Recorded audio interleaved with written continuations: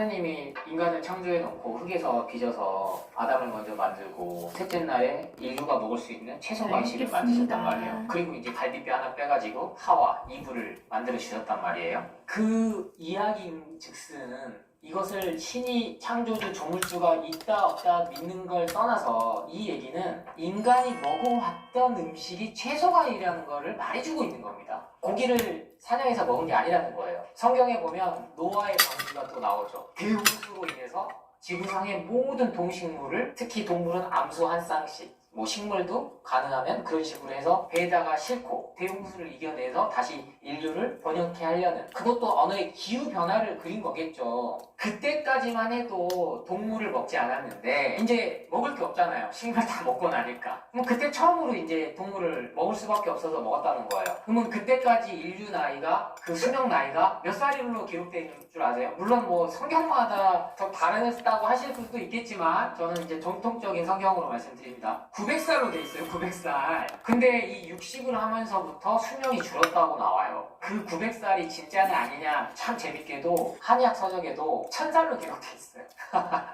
1000살을 살 수 있는 몸인데 술을 많이 먹고 색을 탐하고 불규칙하게 생활하면서 음양의 조화가 깨져서 현재의 나이로 확 떨어졌다. 그러니까 이 동서양을 비교하면요, 같은 결국에 맥락을 찾을 수 있고, 이래서 역사 공부를 하면 재밌어요. 근데 여러분이 그렇게까지 공부할 순 없잖아요. 할 필요도 없고, 농업혁명 10,000년 전에 일어나면서 400년 전에 산업혁명이 일어나면서 이 시간들 거치면서 잉여 식량이 나오고 가축을, 축산업이 발달하면서 고기를 먹기 시작하면서 우리 인류는 많은 질병이 생겼던 거예요. 코로나도 뭐 박쥐에서 왔다, 조리 인플루엔자, 철새들이 무슨 잘못이 있어요. 지나간 애들이. 아프리카 돼지열병. 아니 돼지들 그냥 풀어줘야죠. 산에 가서 살라고, 멧돼지 되라고. 수만 마리를 그냥 죽여요. 수만 마리의 닭을 그냥 죽여요. 매몰 산 애들을 그냥 땅에다 묻어버려요. 자연의 섭리를 거스른 대가를 치르고 있는 겁니다. 현재 인류는. 그거를 알고 지구환경 보호하자고 하시는 분들이, 채식주의 하시는 분들이 동물 사육을 반대한 이유도 그거예요. 지구 환경이 완전히 억울해져 버리고 사료를 만들기 위해서 아마존 밀림이 계속 파괴되고 있고, 현재 곡식을 재배하는 면적의 80%는 동물들을 위한 거지 인류를 위한 게 아니에요. 얼마나 놀랍습니까? 그러니까 하루 3끼 먹으라고 얘기를 하죠. 이 소비를 해야 되니까. 그러다 보니까 당연히 그럼 하루 3끼 채소 과일을 먹는 사람들이 생겨버렸어. 채식주의자들이 수천만 명이에요. 수억 명이에요. 전 인류로 따지면. 그분들 다 시름시름 알아야죠. 드디어 우리나라에도 닭가슴살 안 먹고 비건 헬스로 근육 만드는 남들이 생겼습니다. 서양에는 많거든요. 근데 지금 몇 년 동안 다들 몸 준비해서 등장하기 시작해서 온라인 찾아보세요. 비건 헬스 해가지고 근육, 닭가슴살, 이 공식이 깨진 거예요. 삼시세끼 닭가슴살만 먹었더니 온갖 염증이 생기고 피부병이 걸리고 아토피에 걸리고 비염 충동증으로 시달리셔서 결국에는 채식으로 바꿨더니 근육이 안 빠져. 근데 연료가, 영양분, 에너지가 채소 과일이 훨씬 더, 통곡물이, 견과류가 양질이더라는 거예요. 저도 솔직히 그 정도까지는 안 해봐서 저도 자신있게 말씀 안 드리는 거예요. 그것까지는 제가 직접 경험을 안 해봤으니까. 근데 드디어 등장했다는 거예요. 닭가슴살도 모든 가공식품들이, 축산업들이 만들어 놓은 함정이었구나를 그분들이 양심선언해요. 그럼 싫어하죠. 닭가슴살 만드는 업체들에서는. 축산업에서는 싫어하죠. 그럼 그 기사를 빨리 내리게 만드는 거예요. 언론의 광고비 좋아지고. 모든 게 그런 논리로 됐다. 그래서 삼시세끼 채소 과일식만 드셔도 아무 무리가 없다. 그렇게 드시고 있으신 분들이 너무나 많다. 근데 그분들 중에 몇 분이 또 암에 걸렸다. 이거 가지고 이런 논리를 펴면요, 자동차도 타면 안 되고 비행기도 타면 안 되고, 그러니까 공포 불안 마케팅에 걸려 드시면 안 돼요. 그럼 인생 자체가 너무나 불안하고 뭐해도 두렵고 이렇게 되니까 마음껏 드십시오. 마음껏. 그 내에서 나에게 맞는 채소 과일식을 고르시면 됩니다.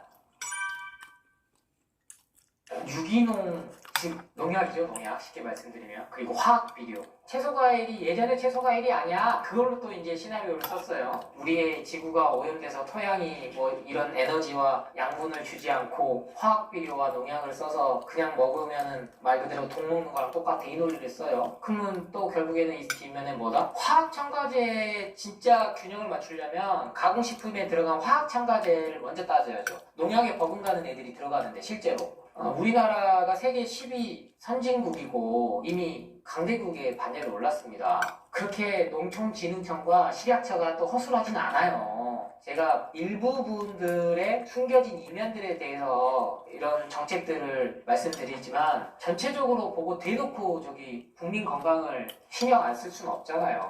농약도 이제는 수용성, 그리고 이미 재배 과정 중에 다 사라지게 되는 농약만 쓰게 돼 있어요. 그리고 그게 한 번 더 걱정되면 잘 씻으시면 돼요. 처음부터 흐르는 물에 바로 씻지 마시고 제대로 씻으시려면 5분 정도 담가 놓고 마지막에 흐르는 물에 한 30초만 하면은 사라집니다. 그리고 아무리 토양이 오염됐다고 하니 가공식품보다는 낫죠. 유기농으로만 다 사서 드실 필요는 없다. 그래서 제가 영양제 사드실 돈으로 차라리 그 돈으로 유기농 채소과일식 사드셔라 이렇게 말씀드린 거지만 충분히 시중에 나온 거 그냥 사드셔도 돼요. 채소과일식을 또 이 농약이나 이런 걸로 하는 프레임을 거는데 과학적으로 이미 증명이 됐어요. 수돗물로만 그냥 씻어도 정 찜찜하시면은 채소과일 전용 세제를 쓰는데 그 세제조차도 또 인위적으로 만든 거잖아요. 그래서 저는 수돗물에 들어있는 이런 성분 정도면 충분하다. 이왕 드실 때 안심하고 마음껏 맛있게 드셔라 이렇게 말씀드리겠습니다. 그렇죠. 이제 타고난 체질이다. 실제 80, 90 술, 담배 하시고 이렇게 사신 분도 있어요. 근데 그분들이 돌아가실 때 몸에 암이 없었냐? 아니라는 거예요. 암세포는 다 있다는 거죠. 근데 고기만 드신 분은 없어요. 진짜 채소, 과일 한 번도 안 먹고 고기만 먹었다? 그런 분 없을걸요? 있으면은 곰곰이 생각해보세요. 그건 100% 거짓말이죠. 고기를 먹었을 때 진짜 태워서 먹지 않는다든지 그릴에 올려가지고 맨마다 알루미늄 호일 위에다가 이렇게 타서 먹지 않는다든지 다 다릅니다. 그러니까 사람이 그 논리로 보면 저 역시 마찬가지예요. 저 역시 비건이 아니라고 몇 번 얘기합니까? 저도 고기 먹습니다. 고기 맛있어요. 근데 채소 과일식만 해서 문제가 되고 고기만 먹어서 문제가 되고 이런 개개인의 사례로 따질 수 있는 문제의 영역이 아니에요. 건강 영역은. 그래서 현대과학, 의학이 주장하는 그 논리대로 하면 백신은 맞으면 안 돼요. 맞고 죽은 사람이 생긴 것 자체가 이미 맞으면 안 된다는 거예요. 그러면 그 인식의 전환을 똑바로 해서 채소과일도 똑같이 생각을 해야죠. 채소과일식만 해도 안 걸릴 수 있죠. 어떻게 사람이 다 똑같아요, 몸이. 왜? 나중에 한 번 더 언급드리겠지만 내가 무엇을 먹느냐가 1차적으로 중요하지만 어떤 생각을 갖고 어떤 삶을 사느냐가 더 많은 영향을 끼칩니다. 즉 마음이 문제라는 거예요. 죽을 때 되면 죽는 거지 사람이. 나는 먹고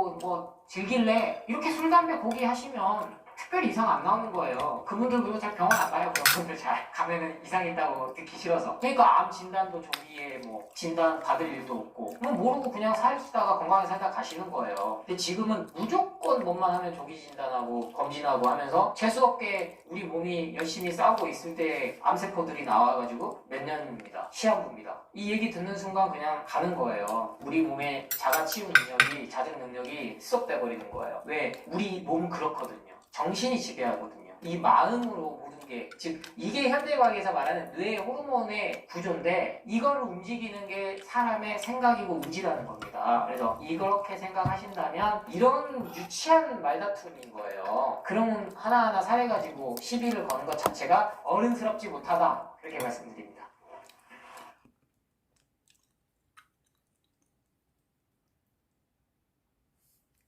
운동선수들이 제일 중간중간에 많이 챙겨 먹는 게 바나나입니다. 이 시간 이후로는 바나나 공복에 먹으면 안 좋다는데요. 이 얘기 자체가 진실은 단순해요. 바나나가 아침 공복이든 저녁 공복이든 아무튼 먹지 말라고 하는 그 논리는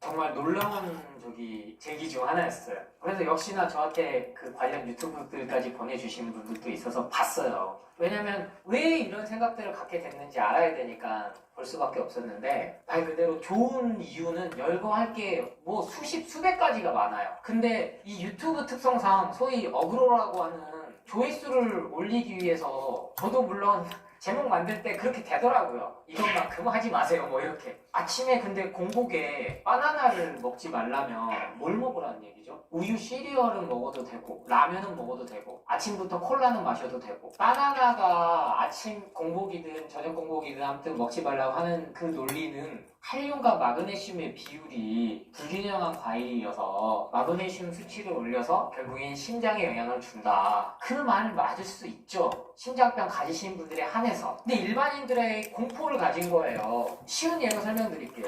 운동선수들이 제일 중간중간에 많이 챙겨 먹는 게 바나나입니다. 그 중에 테니스가 특히 격렬하게 운동하고 쉬는 시간대에 바나나 먹는 모습을 많이 볼 수 있고, 또 섞어 먹어요. 사과도 드신 분도 있고 채소 같이 섞어 먹어요. 뭐 그런 분들이 급상승 혈당이 오른다든지 아니면 심장에 무리가 가서 다들 심장마비로 돌아가셨나요? 운동선수들만 생각해봐도 말이 안 되는 소리잖아요. 뭐 운동선수들은 우리랑 위장이 달라요? 그러니까 상식적으로 한 번만 이렇게 돌려서 생각하면은 좀 말도 안 되는 소리네 이렇게 돼야 되는데, 여기저기서 다 떠들고 다니니까 의사고 영양학자고 뭔 이제 그냥 건강 채널이라고 자기들이 무슨 얘기 하는지도 모르고 읊어대고 있으니까 거기에 세뇌가 된다는 거예요. 그게 인간의 심리입니다. 실은 인간의 뇌고 저항 없이 그냥 잠식되는 거예요. 내 의식 자체가 무의식이. 바나나를 왜 저녁에 먹는 게 좋냐? 트리파토시라는 호르몬이 멜라토닌을 갖다가 많이 나오게 해주니까 밤에 먹으라는 소리인데 얼차감타 하는 소리죠. 아니 그럼 바나나만 계속 먹으면 불면증 다 치료되게요? 이 어떻게 이렇게 단순하게 초등학교 수준도 안 되는 과학적인 사실들을 가지고 채소 과일을 공격하냐? 제 결론은 이거예요. 이거는 단순히 개인이 만든 게 아니다. 거대한 뭔가의 세력에 의해서 이렇게 이 레파토리가 돌아요. 이 잘 짜여진 시나리오대로 움직여서 정보를 주는 거나라는 게 저는 느껴졌어요. 이건 제 개인 견해니까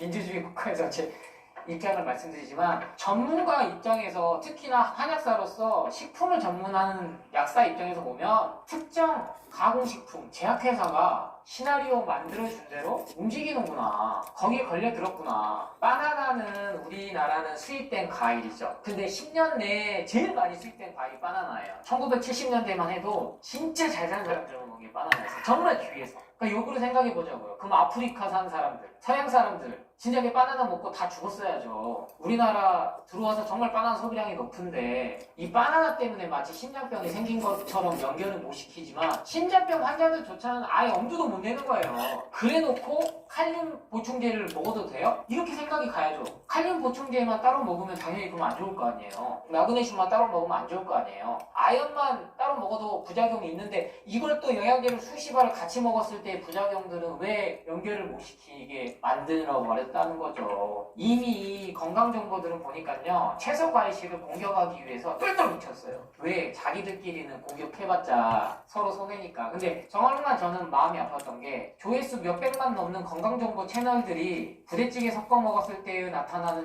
그 나쁜 부작용, 칼륨, 아연, 마그네슘, 칼슘, 영양제 이미 부작용은 다 퍼졌어요. 양심 있는 약사분들은 그나마 부작용 소개합니다. 소개해놓고 또 팔아요. 그나마 좋은 거, 그나마 안심하고 제가 믿고 먹을 수 있는 거 소개해드릴게요. 이런 식으로요. 이게 뭐 하는 짓인가 모르겠어요. 이 관점을 꼭 가지셔야 돼요. 인생 자체를, 내 돈, 소중한 돈을 누군가의 시나리오에 의해서 함부로 낭비하면서 내 몸까지 해치지 않으시길 바랍니다. 이 시간 이후로는 바나나 공복에 먹으면 안 좋다는데요, 이 얘기 자체가 안 나오면 좋겠지만 계속 나올 거예요. 그럼 저도 같이 계속 이렇게 말씀드려야지 어떡하겠습니까? 그게 저 같은 의료인의 사명이고, 국민 건강을 진짜 생각하는 약사라면 저 싸우는 거 안 좋아합니다. 싸우는 거 안 좋아하고 누가 저 공격하는 것도 정말 질색이에요. 하지만 올바른 건강 정보 전해드리는 거니까 여러분도 마음을 열린 사고를 갖고 삐딱하게 보지 마시고 상식적으로만 생각하세요. 어려운 얘기로 제가 설명드릴 수도 있죠. 똑같이 칼슘, 나트륨, 인체에 대해서 설명드리고 우리 몸에 대해서 그 전문 용어도 쓰고 하면서 진실은 단순해요.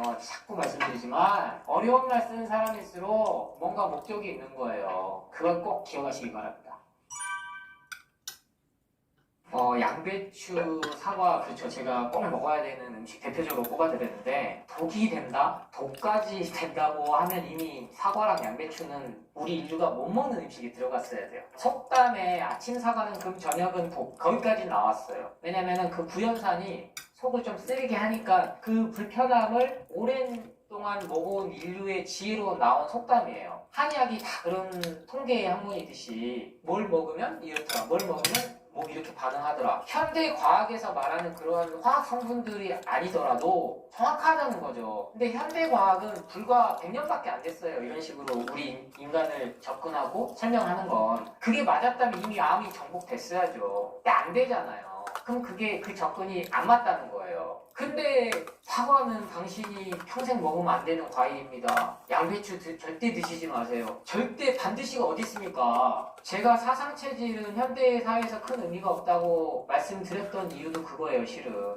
저도 명색이 한약사인데 지금도 한약을 직접 다리고 뭐 정석껏 탕제에서 포제하고 제가 한약 어려운 용어들을 안 쓴 이유는 그거 하나예요. 너무 시대에 뒤떨어져요. 찬 기운, 뜨거운 기운, 태음이, 태양이, 소음이, 소양이 하면서 32체질까지 저도 한때는 상담도 드리고 안내도 드렸지만 와, 백신이라는 이 강력한 물질이 우리 인간의 모든 생체 시스템, 면역 시스템을 바꿔버렸다니까요. 그거를 해독해줄 수 있는 건 유일한 거는 채소 과일밖에 없어요. 몸에 이미 그런 면역 시스템 이상이 생겼기 때문에 사과와 양배추를 먹었을 때 뭔가 문제가 되지, 땅콩처럼 호흡곤란이 바로 온다든지 알러지가 생겨서 발진이나 극심한 두드러기나 가려움이 있다면 그건 피해야죠. 그건 당연한 거예요. 근데 사과나 양배추가 그런 사람 있나요? 속쓰림 정도지? 좀 불편한 정도지? 근데 그걸 독이다, 먹지 마라. 무슨 근거로? 아니 무슨 맥 짚어가지고 혀 상태 보고 동공 상태 보고 평생 당신은 과일을 먹으면 안 된 체질입니다. 그렇게 말을 한다는 것 자체가 저는 너무나 이거는 한의학 전공한 사람으로서, 한약학을 전공한 사람으로서, 그리고 약사로서 의료인이 해서는 안 될 말이라고 봐요. 그 말 한마디에